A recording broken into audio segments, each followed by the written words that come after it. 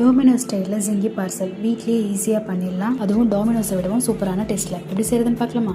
ஒரு கப்பில் ஈஸ்ட், உப்பு, சக்கரை, மிதமான சூட்டில் இருக்க தண்ணியை சேர்த்து நல்லா மிக்ஸ் பண்ணி மூடி போட்டு ஒரு 15 நிமிஷம் விட்டுருங்க. இப்போ அது நல்லா பொங்கி வந்திருக்கும். அதை மாவில் சேர்த்து நல்லா சாஃப்டான சப்பாத்தி மாவுக்கு பிசைஞ்சுக்கோங்க. அதை மூடி போட்டு இல்லை கவர் பண்ணியும் 2 ஹவர்ஸ்க்கு ரெஸ்ட்டில் விட்டுருங்க. இப்போ ஸ்டஃப் ரெடி பண்ணிக்கலாம். ஒரு பேனில் எண்ணெய் பொடியாக கட் பண்ண வெங்காயம் சேர்த்து வெங்காயம் நல்லா வதங்கினதும் அதில் இஞ்சி பூண்டு பேஸ்ட் சேர்த்துட்டு அதில் பொடியாக கட் பண்ண தக்காளி, கேப்சிகம், அதில் உப்பு, மிளகாய்த்தூள் சேர்த்து நல்லா கலந்து விட்டுட்டு தக்காளி நல்லா வெந்து வந்ததும் கொஞ்சமாக மைனஸ், டொமேட்டோ கேச்சப் சேர்த்து அதை நல்லா மிக்ஸ் பண்ணி பன்னீரை சேர்த்துக்கோங்க. பன்னீர் சேர்த்து ஒரு 2 மினிட்ஸ் குக் பண்ணி ஸ்டவ் ஆஃப் பண்ணி ஆற வச்சிருங்க. மாவு இப்போ டபுள் ஆயிடுச்சு. அதை ஒரு சின்ன சைஸில் எடுத்து அதை பூரி சைஸ்க்கு இழைச்சிக்கோங்க. இப்போ அதை நான் ஃபோல்ட் பண்ணுற மாதிரி ட்ரையாங்கிள் ஷேப்பில் ஃபோல்ட் பண்ணிக்கோங்க. பூரி கட்டையை வச்சு லைட்டாக கார்னரை மட்டும் இழுத்து விட்டுக்கோங்க. இப்போ அதில் கொஞ்சமாக சீஸ், செஞ்சு வச்ச பன்னீரை சேர்த்து அந்த 3 கார்னர் பதியும் ஒன்றா சேர்த்திங்கன்னா பார்சல் மாதிரி ஆகிடும். லைட்டாக அது மேலே பால் அப்ளை பண்ணி ஒரு 15 மினிட்ஸ் ரெஸ்ட் கொடுத்துட்டு ஏர் ஃப்ரையரில் 160 டிகிரிக்கு 10 மினிட்ஸ் வச்சுக்கோங்க. நீங்கள் இதை ஸ்டவ்வில் பண்ணுறதா இருந்தால் 15 மினிட்ஸ்க்கு மீடியம் ஃப்ளேமில் குக் பண்ணிக்கோங்க. அவ்வளோதான். அது மேலே லைட்டாக பட்டர் அப்ளை பண்ணி கொஞ்சமாக ஆர்கானிக் தூவி சாப்பிட்டு பாருங்க. செம்ம டேஸ்ட்டாக இருக்கும்.